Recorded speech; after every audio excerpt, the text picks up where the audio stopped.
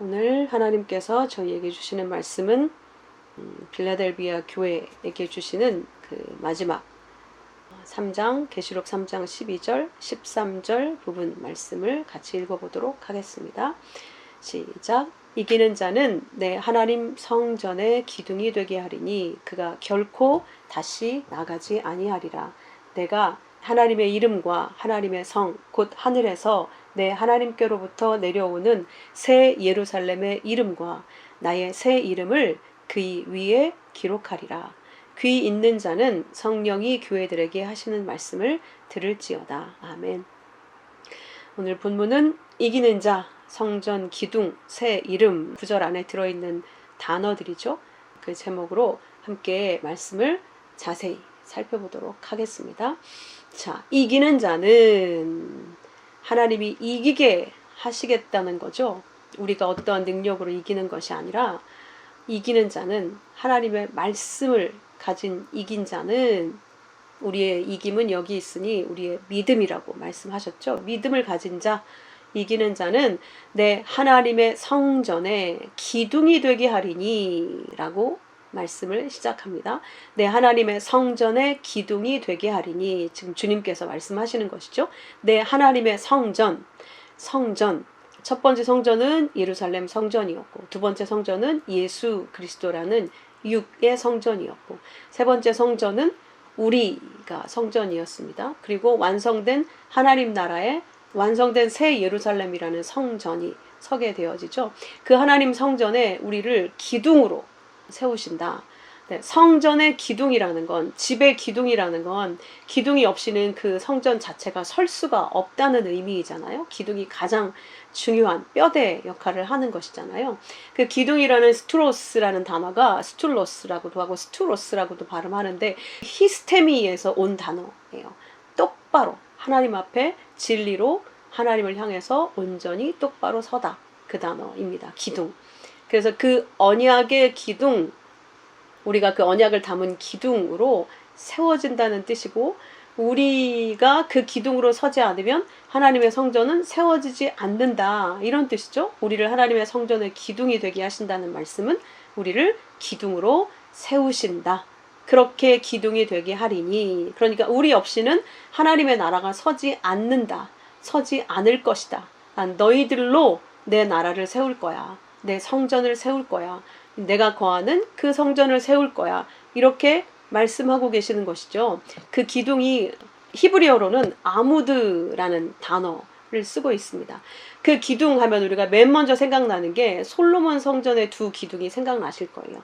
내가 3장 17절에 보면 두 기둥을 성전 앞에 세웠으니 오른쪽에 하나 왼쪽에 하나 오른쪽의 것은 야긴이라 부르고 왼쪽 것은 보아스라 불렀더라. 그래서 야긴과 보아스라는 기둥이 솔로몬 성전의 두 기둥이었습니다.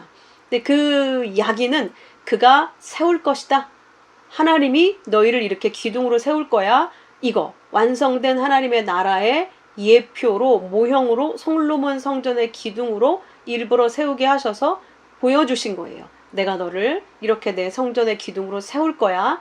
이걸 모형으로 보여주셨으니까 계시록에서는 너희가 이렇게 완성될 거야. 이 언약을 다시 상기시키면서 니네는 하나님 성전의 기둥이다. 너희가 없으면 하나님이 나라를 만들지 않기로 하셨어. 너희를 통해서 만들기로 하셨어. 이렇게 말씀하시는 것이죠.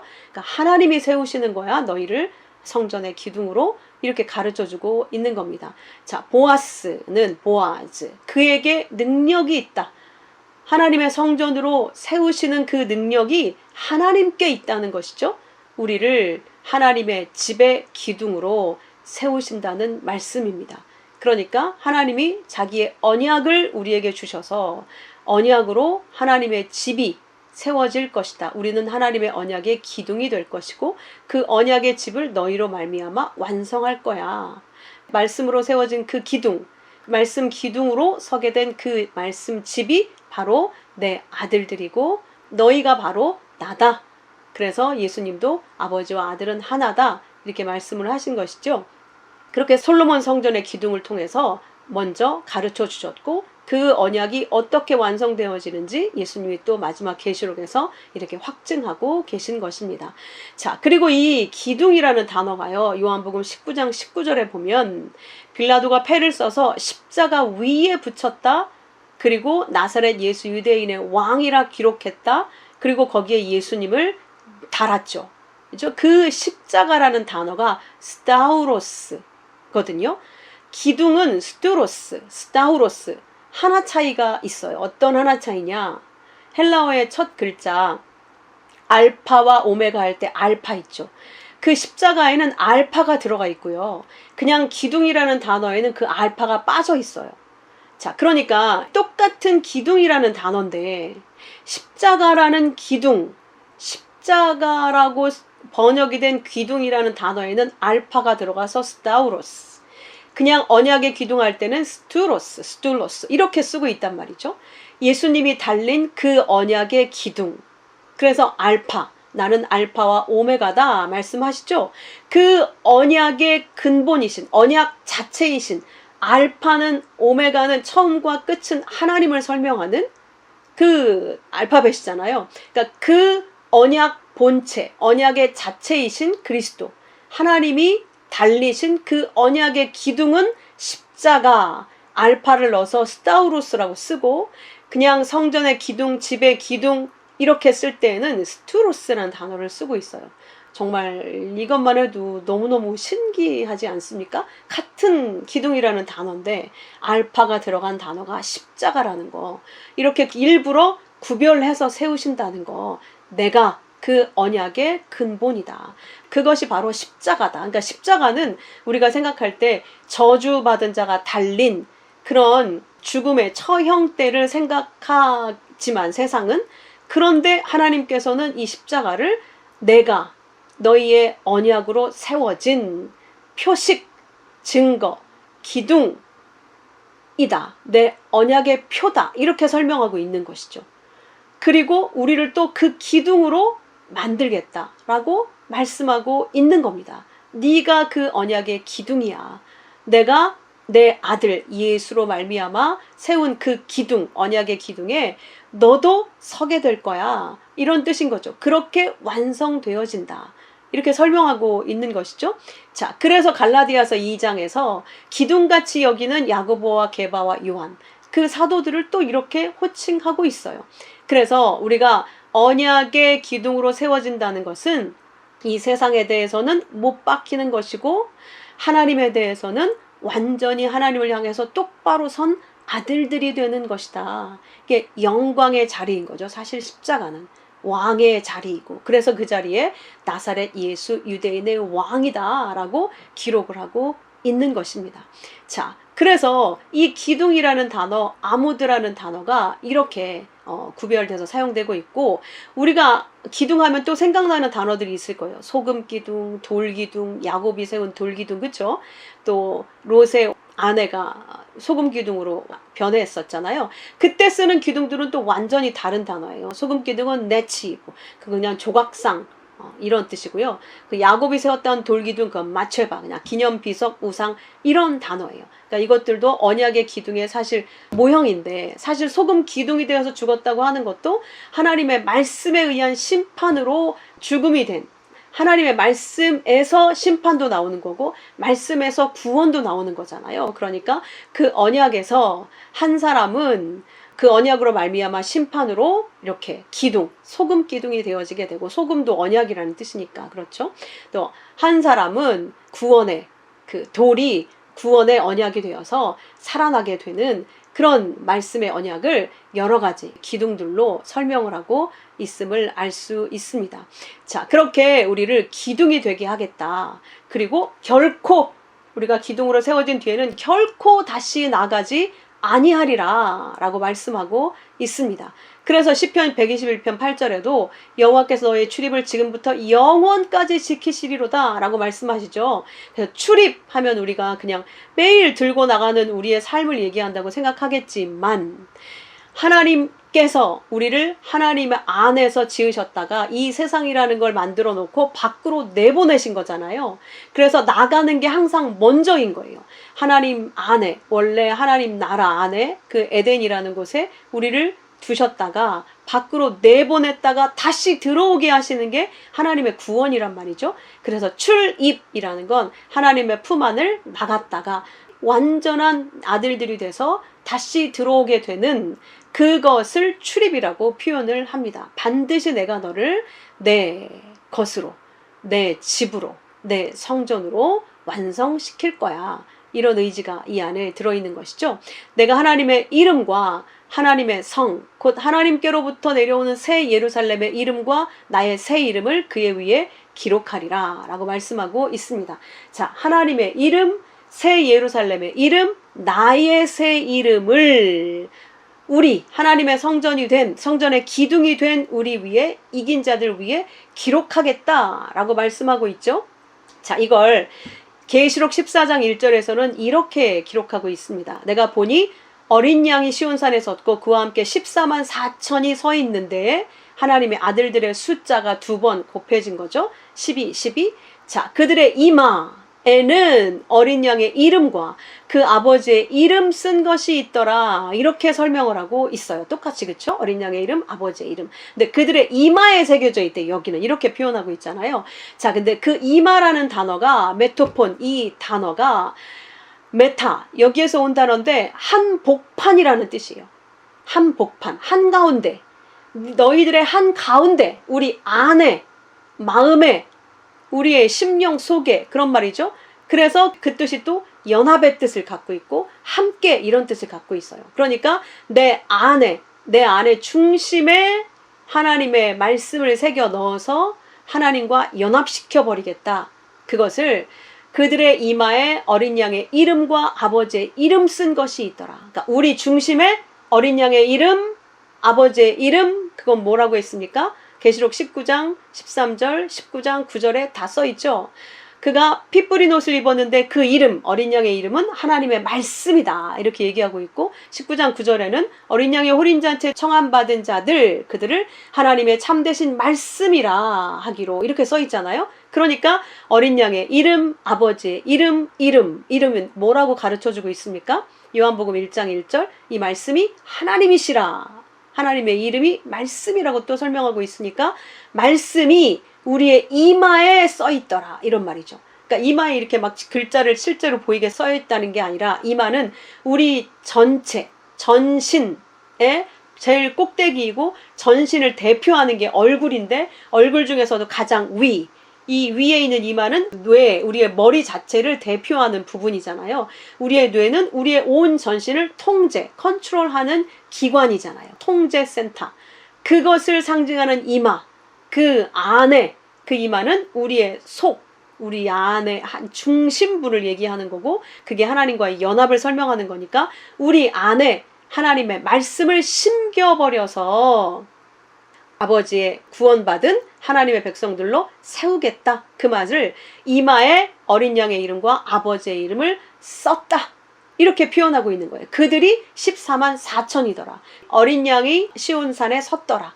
그래서 하나님의 이름, 새 예루살렘의 이름, 그렇게 하나님의 말씀이 우리 안에 중심에 새겨진 자, 그렇게 하나님의 성전이 된 자를 새 예루살렘이다. 이렇게 부른다는 거예요. 그래서 하나님의 이름, 하늘로부터 내려온 새 예루살렘이라는 이름, 그리고 예수 그리스도 어린 양의 새 이름이 우리에게 새겨지겠다. 새겨져 있게 된다. 이렇게 말씀하고 있는 것이죠. 자, 그래서 우리는 그렇게 완성될 것이라고 지금 설명하고 있는 겁니다. 이제 그렇게 완성됐기 때문에 또 내보내서 시험과 훈련을 거쳐서 데리고 올 필요가 없어요. 한 번에 다 완성이 돼서 하나님의 말씀 집들로 완성이 된 거니까 하나님과 같이 진리로 완성된 아들이 됐기 때문에 다시 내보냈다가 또 데리고 들어올, 다시 내보낸다는 건 또 시험과 또 그 모형을 산다는 얘기잖아요. 이제 그럴 필요가 없다. 결코 다시 나아가지 아니하리라. 왜? 하나님의 이름, 이 어린 양의 이름이 우리가 새 예루살렘의 성이 되어서 우리 안에 기록되어져 버려 있게 됐기 때문에 다시는 그 일을 치르지 않아도 된다라고 말씀하는 거죠. 그래서 요한일서 3장 2절에 보면 사랑하는 자들아 우리는 하나님의 자녀라. 장래에 어떻게 될지 아직은 나타나지 않았지만 그가 나타나면 우리와 같을 줄 아는 것은 어떻게 예수님이 같아요? 진리의 아들들로 같은 모습이라는 거예요. 그의 참 모습을 그대로 볼 것이기 때문이니 예수님의 참 모습을 볼 텐데 우리도 또 그런 예수님과 똑같은 참 모습, 진리의 모습, 진리로 완성된 모습, 참, 이 그 진리를 말하는 알레테이아에서 온 거란 말이죠. 그렇게 된 모습을 볼 것이기 때문에 주를 향하여 이 소망을 가진 자마다 그의 깨끗하심 같이 자기를 깨끗하게 할 것이라. 이렇게 말씀하고 있습니다. 그 깨끗하게 한다는 게 무슨 뜻인가? 깨끗하게. 하그노스, 하그니조라고 표현이 있는 깨끗한. 그래서 왜 그 아기들 기저귀 이름에 하기스라고 써 있잖아요. 그게 그 깨끗함을 말하는 거거든요. 그런데 쓰는 단어가 아니고 하나님의 깨끗함, 거룩함을 설명하는 데 쓰여지는 단어입니다. 자, 베드로전서 1장 22절 이렇게 설명하고 있습니다. 너희가 진리를 순종함으로 너희 영혼을 깨끗이 하여. 그러니까 우리 영혼이 깨끗해진다는 건 어떻게 깨끗해진다는 거죠? 진리를 순종해서. 순종은 뭐죠? 샤마. 경청, 잘 듣고 마음에 새겨서. 그러니까 말씀을 진리로 잘 경청하여 마음에 꼭 지키고 있는 것, 그게 우리의 영이 깨끗해지는 거라는 거예요. 그것이 바로 거짓이 없이 참만 가진 형제를 사랑하기에 이르는 것이라고 표현을 하는 거죠. 그 거짓 없는 진리로 형제를 사랑하기에 이른 것. 그게 우리가 깨끗해진 자, 진리에 순종한 자라고 표현하는 거예요. 너희가 그렇게 이르렀으니 마음으로 뜨겁게 서로 사랑해라.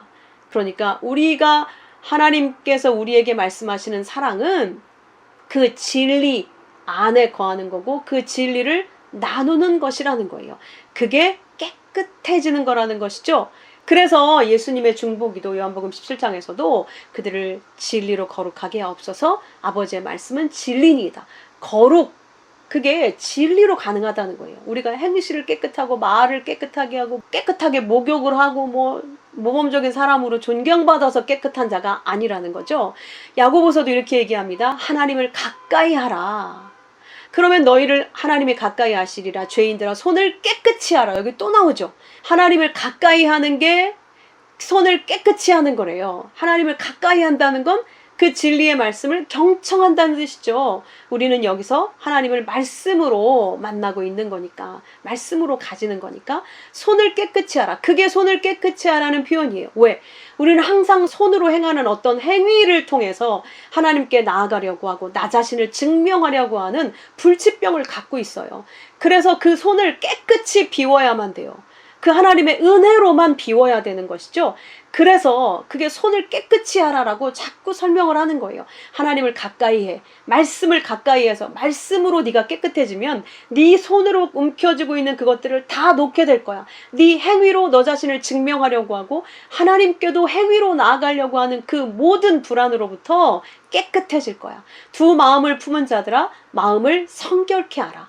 그 손을 깨끗이 하는 게 또 마음을 성결케 하는 거라고 하죠. 어떻게? 두 마음, 그건 더러운 거야. 한 마음으로 깨끗해져라. 이렇게 설명하고 있는 것이죠. 우리는 언제나 하나님의 말씀을 받으면 하나님의 은혜 더하기 인간의 행위 두 마음으로 받죠. 하나님의 진리를 선과 악 두 개로 나누어서 가지고 있죠. 그러나 우리는 이제 압니다. 악은 선을 가르쳐주기 위해서 반드시 있어야 될 것이기 때문에 하나님이 선으로부터 악을 나눠 놓으신 거라는 거죠. 모형으로, 세상으로. 그렇죠?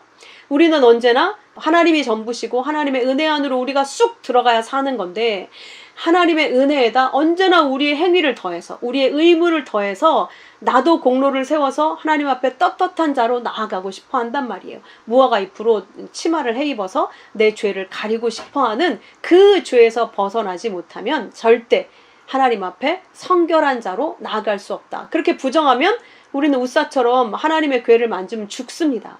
우리 안에 하나님의 그 언약만으로 그리스도의 십자가의 그 순결한 은혜 하나만으로 가득 차서 아버지의 품속으로 쏙 들어가는 거예요. 그게 성결이에요. 난 아버지 없으면 아무것도 아닙니다. 나는 아버지의 은혜가 전부입니다.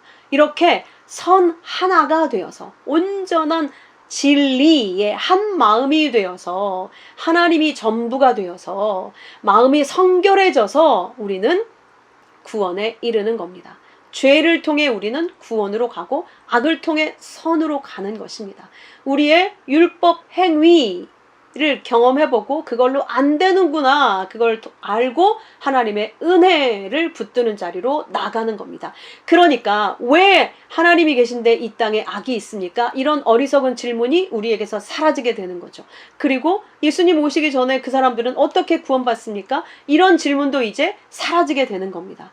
그게 진리를 아는 것이죠. 여러분 다 그게 이해가 되시죠? 자, 그래서 그걸 알지 못했던 율법 가운데 있는 자들은 자기를 성결케 하기 위해서 유월절마다 예루살렘으로 올라간 거예요. 예루살렘 성전이 모형이었잖아요. 그게 모형이었어요. 그 안으로 들어가야 되는 거예요. 그걸 모형으로 설명해 주신 거죠. 그래서 이사야도 너희는 스스로 씻으며 스스로 깨끗게 해라. 내 목전에서 너희 악한 행실을 버리고 행악을 그쳐라. 예레미야도 네 마음의 악을 씻어라. 그러면 구원을 얻으리라. 네 악한 생각이 얼마나 네 안에 오래 머물겠느냐. 네가 잿물로 씻어라. 네가 많은 비누를 써서 네 죄를 씻어라. 그런데 그렇게 많은 비누와 양잿물을 가지고 씻을지라도 네 죄악이 네 앞에 그대로 있으리라. 그러니까 율법은 네 스스로 한번 씻어봐. 이렇게 말씀을 주신 거예요. 그런데 씻어지더냐? 아니지.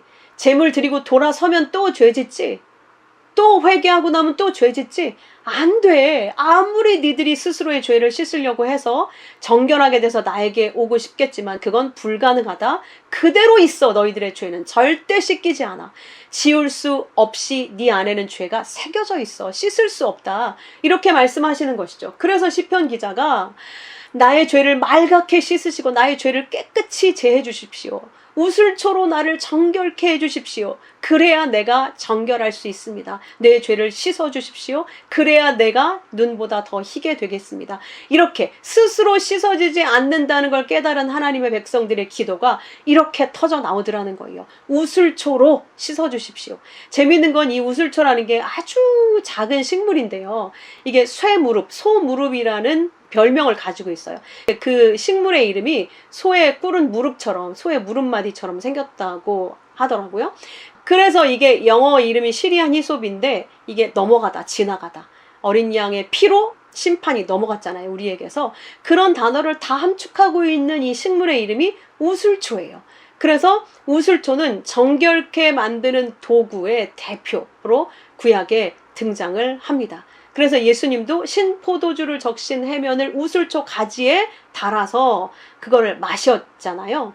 자, 그렇게 표현을 하고 있고 출애굽기부터 우슬초 묶음을 가져다가 피에 적셔서 피를 문방 좌우 설주에 다 뿌리고 밖으로 나가지 못하도록 다 피로 인을 쳐서 그 모든 심판이 이스라엘 백성들에게서 넘어가게 되었습니다. 그래서 출애굽하게 됐죠. 그래서 레위기에도 제사장들은 정결한 받을 자가 있으면 정결한 새 2마리와 백향목과 홍색 실과 우슬초를 가져와서 피를 묻혀서 거기에 찍어서 발라서 뿌리고 바르고 하게 했습니다.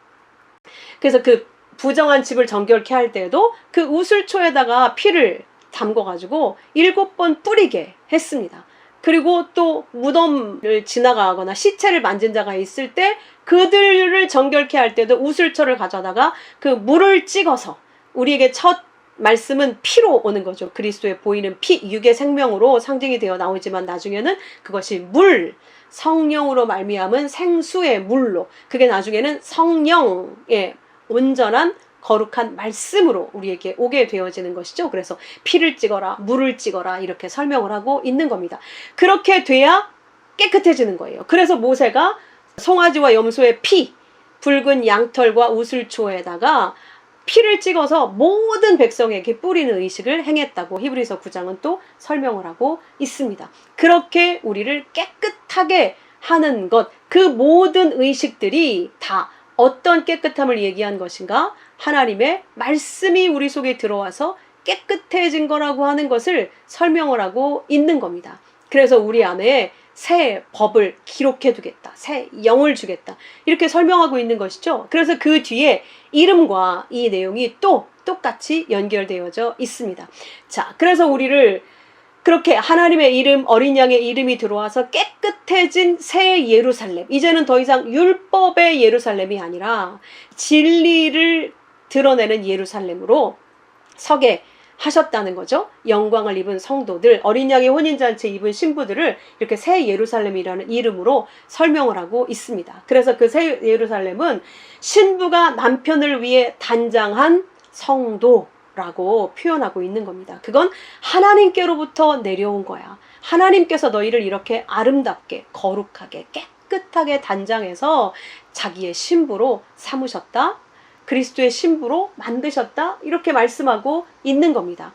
그게 바로 새 이름을 가진 자의 모습이다 라고 설명을 하고 있는 것이죠. 그래서 계시록 2장에 우리가 앞에서 봤던 때에도 감추었던 만나, 이게 우리가 율법으로 하나님의 말씀을 받았을 때는 감추어져 있었잖아요. 진리가.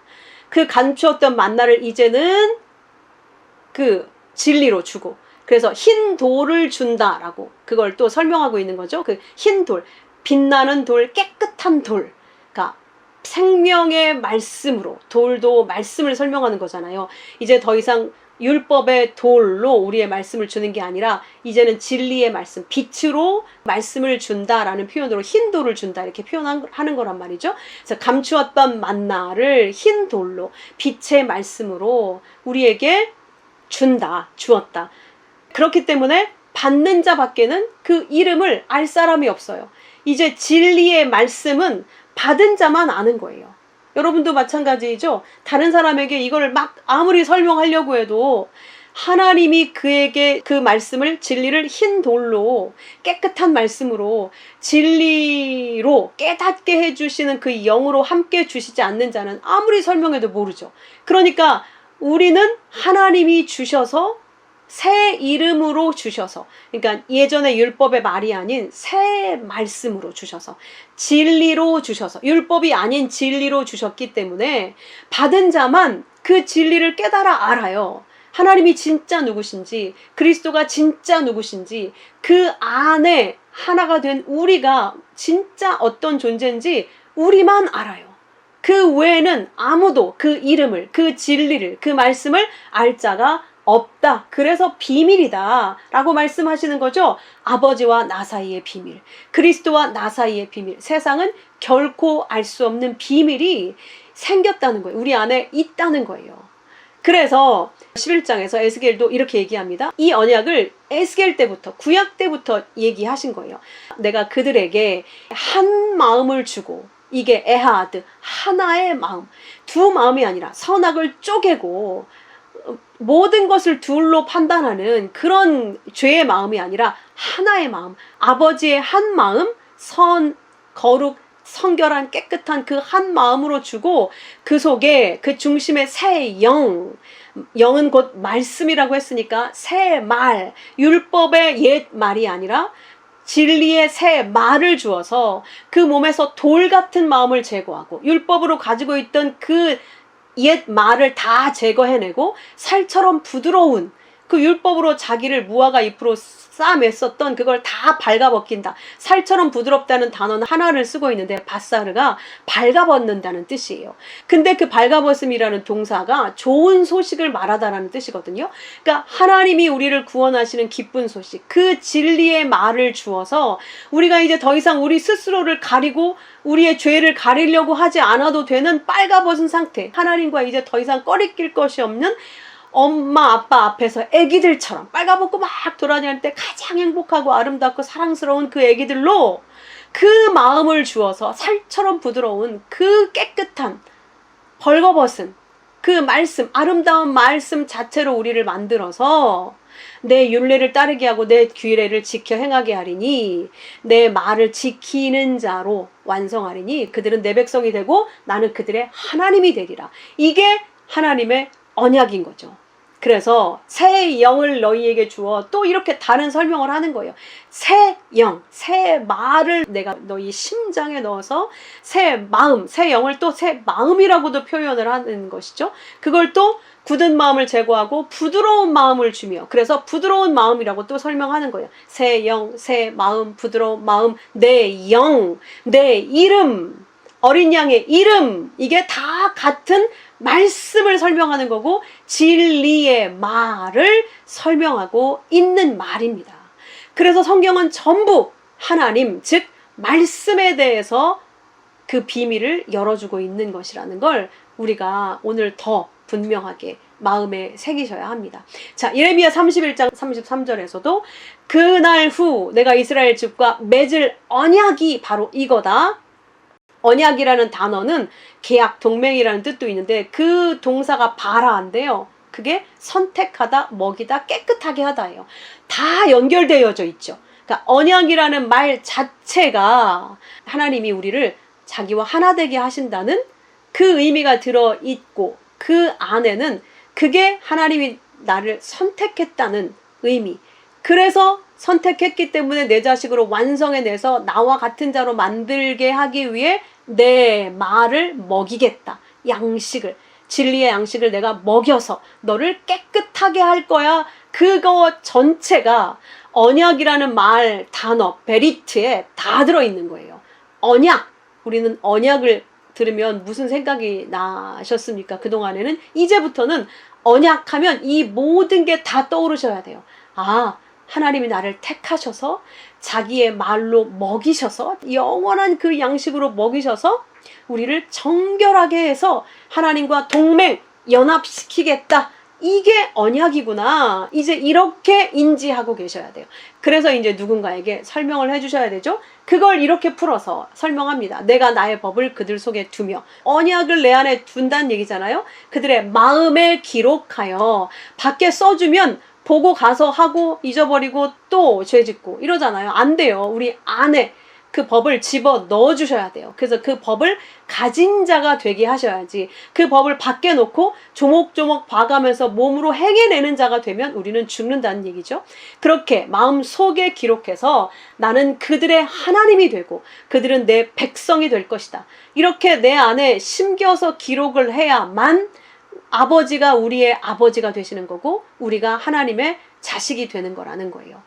하나님이, 그래야 우리의 하나님이 되고 우리가 그 하나님의 백성이 될 거라는 것이죠. 자, 이것을 위해서, 이렇게 내 약속을 주어서 내 백성으로 만들기 위해서 어떻게 행하시는가? 그게 스가랴서 13장 9절에 있어요. 내가 그 3분의 1을, 3분의 1, 이거는 분수는 없는 말이라고 했죠. 셋째라는 단어예요. 셋째 것을 불 가운데 던져 은같이 연단하고 금같이 시험할 것이다. 이렇게 말씀하고 계세요. 셋째 것은 뭐죠? 첫 번째 것은 보이는 이 땅의 성막 성전, 두 번째 성전은 예수 그리스도라는 육의 성전, 세 번째 성전은 우리, 성령이 오셔서 육으로 있는 우리, 그게 세 번째 거라는 거예요. 그러니까 성도, 세 번째 성전인 성도, 우리를 얘기하는 거예요. 우리를 불 가운데 던질 거라는 거예요, 하나님이. 불 가운데 던지면 우리는 정말 뜨거워 죽을 것처럼 이 삶에서 겪는 모든 고통이 불 속의 시험이란 말입니다. 그 불 속에 던져져서 은같이 연단, 불 속에 던져져서 내가 이제 죽게 됐구나 라는 걸 알아야 우리가 부를 거 아니에요, 하나님을. 내가 은같이 금같이 너희들을 계속 정련할 거다. 그러면 어떻게 되느냐? 그들이 내 이름을 부르리니. 그렇게 이름을 부르게 하시는 것도 하나님이라는 거예요. 내가 불러서 하나님이 대답하신 게 아니라 부를 수밖에 없게끔 은처럼 금처럼 불 속에 던진 자가 하나님이시라는 거예요. 그때 부르게 만드셔서 기다렸다는 듯이 내가 들을 것이며, 나는 말하기를 이는 내 백성이다. 그들은 말하기를 여호와는 내 하나님이시라 하리라. 부를 때 내가 대답해서 하나님이 내가 하나님임을 알게 해주겠다는 거예요. 내가 네 아버지라는 걸 알게 해주겠다는 거예요. 내가 너의 유일한 구원자라고 하는 걸 알게 해주시겠다는 거예요. 그거 하려고 불 속으로 집어넣어서 은처럼 금처럼 연단하겠다는 거예요. 그게 내 말을 네 마음속에 심겨버리겠다. 그래서 새 영을 너희에게 보내겠다. 그게 그 말이라는 거예요. 새 마음을 만들겠다. 내가 내 언약을 네 안에 새겨버리겠다. 이게 이런 뜻이라는 거예요. 단순히 딸딸 외우게 해서 네 그렇게 약속을 하셨군요, 이렇게 해서 그게 내게 되는 게 아니라 그 말씀이 들어오면 그게 불이 돼서 하나님의 말씀이 들어왔으니 내가 말씀과 반대로 살고 있다는 거 뜨거운 불 속에서 느끼고 경험하게 되지 않겠습니까? 아, 나는 말씀처럼 지금 살 수가 없구나. 이 말씀이 들어오니까 내가 온통 죄로 드러나고 있구나. 내가 숨 쉬는 것, 내가 지금까지 나를 위해 산 것, 내 자식을 위해 산 것, 내 집, 내 나라, 내 민족, 내 스펙, 내 미래, 내 노후, 내 건강, 내 미모, 나를 위해 살던 이 모든 게 하나님의 말씀이 뚫고 들어오니까 넌 내 건데 네가 나를 떨어져서 네가 나를 대적하여서 너를 위해 살고 있구나. 이 모든 게 죄로 드러나서 뜨거운 불 속으로 달달달달 우리가 정말 죽을 것처럼 이게 죄니까 그 자리에 그렇게 계속 살면 우리는 죽을 수밖에 없으니까 그게 죄로 그렇게 드러나게 되더라는 거예요. 그래서 우리가 은처럼 금처럼 한 번 가르쳐 준다고 되지 않죠. 또 가서 또 불 속에 우리가 자원해서 들어가요. 사실은 하나님이 허락하시는 거죠. 사실은 하나님이 일부러 우리가 안 들어가도 되는데 들어보내시는 게 아니라 우리의 탐욕이 거기에 있기 때문에 우리의 탐욕이 온통 내 행복, 내 만족, 내 자랑, 내가 왕처럼 되는 거, 내가 주인공 되는 거 거기에 있잖아요. 내 행복 이런 거. 그죠? 그러니까 내가 사실은 원해서 들어가는 거예요. 근데 하나님이 내가 집어넣는다 이렇게 설명을 하시는 것이죠. 그렇게 놔두시는 것이죠. 사실 그걸 통해서 이용해서 우리를 은처럼 금처럼 연단하신다는 거예요. 그래서 아버지 거기서 이름을 불렀을 때 우리를 구원의 내심으로 말미암아 물 가운데로 인도하신다고 하죠. 우리를 깨끗한 물로 말씀으로 우리를 씻어서 불태워진 우리를 깨끗이 씻어서 나오게 하신다는 거예요. 그게 화평의 언약을 세워서 영원한 언약이 되게 할 거야. 너희를 내가 너희를 견고하고 번성케 할 거야. 그게 그 언약인 거예요. 하나님의 언약이 들어와서 우리가 하나님의 영원한 보호와 하나님의 사랑 가운데 들어가는 그 자녀가 된다는 것처럼 번성하고 견고한 게 어디 있겠습니까?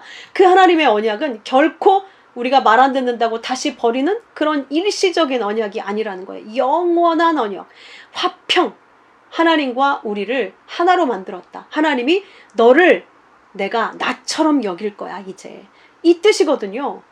그래서 시편 기자가 그렇게 되게 해달라고 기도한 게 정한 마음을 주시고 정직한 영을 새롭게 해주십시오. 우리를 정직한 영이라는 건 똑바로 세워주십시오. 진리로 이 뜻이거든요. 거짓말 안 하게 해주세요. 뭐 이런 말이 아니라 그게 우리가 진짜 정결하고 정직한 거라는 거예요.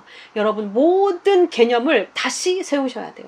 그렇지 않으면 절대 성경은 올바로 읽어지지 않습니다. 그래서 고린도후서에서도 우리는 그리스도의 편지니 먹물로 쓴 게 아니라 오직 살아계신 하나님의 영으로 쓴 거다. 돌판에 쓴 것이 아니라 우리 육의 마음판에 우리의 그 부드러운 마음판에 하나님의 영이 들어오셔서 말씀이 새겨진 거다. 그래서 너희는 그리스도의 편지다. 이렇게 말씀하고 있는 거예요. 여러분은 이제는 여러분이 가지고 있는 그 육의 이름 전선영, 김성민 이런 이름이 아닌 거예요. 이제 그리스도의 편지 그리스도와 동일시되어지는 그 언약의 이름이 거기 새겨진 거예요. 우리는 이제 그리스도의 말씀으로 지금 존재하고 있는 거라는 거예요. 그런데 어떻게 우리가 그 말씀을 더욱 간절히 구하고 말씀으로 온전히 충만해 주기를 바라지 않고 그 말씀 안에 더러운 세상의 비진리의 말을 섞어서 자꾸 그 안에 더러운 것을 먹고 가지려고 할 수 있겠습니까? 그게 안 된다는 거예요. 그게 이제는 고통스러우실 거예요. 절대 그럴 수가 없습니다. 그래서 그 마음에 하나님의 법이 있는 자는 실족하지 않는다. 절대 미끄러지지 않는다. 절대 흔들리지 않는다. 라고 말씀하고 있습니다. 그래서 예수님께서 이 땅에 오셨을 때 요한복음에 내가 새 계명을 주노니 서로 사랑하라. 이렇게 말씀하신 거예요. 요한 1서에서 다시 설명해 주잖아요. 요한이. 내가 너희에게 새 계명을 쓰는 게 아니라 처음부터 가진 옛 계명이다. 그러니까 예수님이 말씀하신 새 계명이 없던 것을 새로 준 게 아니라는 거예요. 애초에 있었던 계명이라는 거예요. 하나님을 마음과 뜻과 힘을 다해 사랑해라. 근데 이거는 안 보이는 하나님과 우리 육을 가진 자들과 이루어질 수 없는 일이잖아요. 그래서 서로 사랑해라 라는 형제간의 사랑으로 다시 설명을 해주신 것이죠. 근데 이걸 왜 옛 계명을 똑같이 주시는 건데 새 계명이라고 말씀을 하겠습니까? 다시 내가 너희에게 새 계명을 쓰노니 너희에게도 참된 것이라. 그러니까 너희에게도 그에게도. 이게 원래는 이런 뜻이에요. 그분과 너희 안에 있는 참된 것이다. 진리다 이 말이죠. 이는 어두움이 지나가고 참 빛, 진리가 벌써 너희 안에 비췄기 때문이야. 이렇게 말씀하고 있습니다. 자, 그러니까 옛날부터 있었던 계명인데 예수님이 마치 새 걸 주는 것처럼 이건 새 계명을 너희에게 주는 이렇게 말씀하신 이유가 뭐다? 옛 계명은 절대 죽었다 깨나도 우리가 지킬 수가 없는 우리를 죽이는 계명이었다는 거예요. 그런데 이제는 예수 그리스도의 십자가의 죽음과 성령의 우리 안에 오심으로 말미암아 이제는 우리가 지킨 자, 아무리 안 지키려고 해도 안 지킬 수 없는 이미 가져서 그 법을 우리 마음에 갖고 있기 때문에 이 법이 우리 가운데서 이제 나갈 수가 없거든요. 그래서 말씀을 지킨 자라고 하는 거예요. 가지고 있는 자 이미 다 그 행위로 지켜낸 건 예수님이 다 지켜내신 거잖아요. 이미 지켜낸 그 거룩의 말씀을 우리 안에 너 가져 이렇게 선물로 주신 거란 말이에요. 그래서 우리가 행위로는 불완전해도 우리가 육으로 사는 건 또 똑같이 나를 위해서 먹고 마시고 하잖아요. 그럼에도 불구하고 그 예수 그리스도의 완성된 그 말씀이 새 언약의 말씀이 우리 안에 와서 내 안에서 이제 누구도 뺏어갈 수 없는 영으로 새겨져 버렸기 때문에 우리는 말씀을 이미 다 지킨 자로 하나님이 그렇게 보신다는 거예요. 그렇게 인정하신다는 거예요. 그래서 히브리서 기자가 이렇게 얘기합니다. 만약 저 첫 언약이 무흠했더라면 두 번째 언약을 요구할 일이 있었겠니? 그러면서 그들의 잘못을 지적하여 말씀하시되 이르시되 볼지어다 날이 이르리니 내가 이스라엘 집과 유다 집과 더불어 새 언약을 맺으리라. 잘못을 지적. 그러니까 이전에 주신 옛 언약은 우리의 죄를 지적하는 거였다는 거예요. 근데 지적을 해서 우리가 알았어. 그래도 돌이킬 능력이 없어요. 그러니까 내 백성을 여기에서 살려내려면 돌이킬 수 있는 능력을 주셔야 되잖아요. 그래서 예수께서 그 십자가에서 그 감당할 수 없는 그 말씀을 지켜낼 수 없는 것에 대해 죽으셔서 그 영으로 우리 안에 들어오신 그 언약으로 오신 것이 새 언약을 맺는다고 말씀하시고 있는 것이죠. 그래서 내가 너희와 새 언약을 맺을 거야 라고 말씀하셨다고 히브리서 기자가 얘기하고 있는 겁니다. 그들 안에는 옛 언약은 그 속에 담겨 있는 게 아니었기 때문에 아무리 지키려고 해도 어쩔 수가 없었다는 거예요. 그래서 너희와 다시 맺을 언약이 내 법을 네 속에 집어넣어서 기록해버리겠다. 그래서 너를 내 백성으로 완성시키고야 말 거다 라고 말씀하신 거예요. 그래서 이제 그때에는 작은 자부터 큰 자까지 모두가 나를 알고 이제 내가 완전히 그들을 긍휼히 여기고 다시는 그들의 죄, 나를 대적한 그들의 죄를 기억하지도 않을 거야.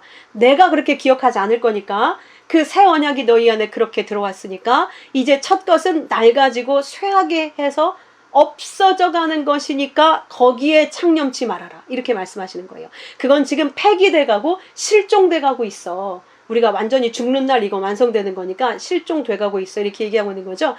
옛 언약은 내가 지킬 수 없는 옛 언약은 지금 계속해서 우리 안에서 실종되고 폐기돼 가고 있다는 거예요.